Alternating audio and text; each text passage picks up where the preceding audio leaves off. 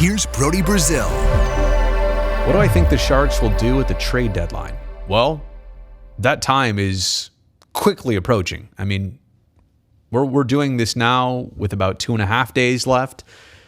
If people watch this on a replay, it's going to be even less hours until Monday afternoon. But I'm pretty sure that,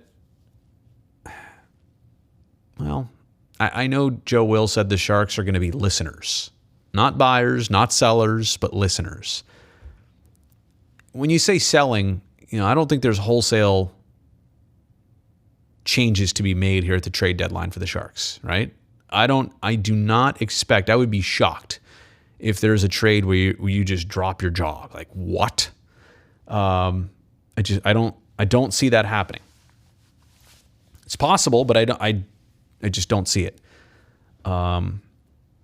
And certainly they're not buying. That's no question. They might acquire a player or two, but not from a super gain here, gain now type.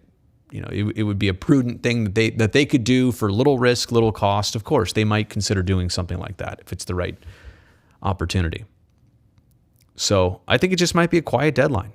They'll look back at the Hurdle signing as making a decision and planting their flag in the ground at one point, and that's probably what they're going to do. Again, predictions, everybody's got one. They're all usually wrong to some degree.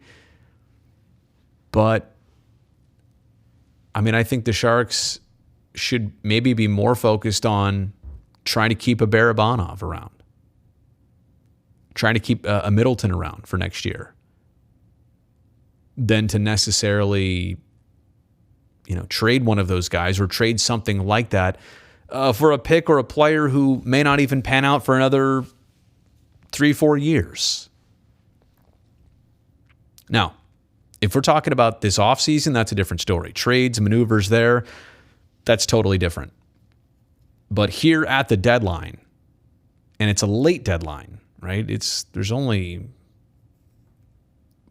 4+ weeks after the deadline of the regular season. So teams are not going to greatly benefit from their new acquisitions. I just don't know that the market right there is right here and right now is tremendous favoring the Sharks. So I think probably just lay low.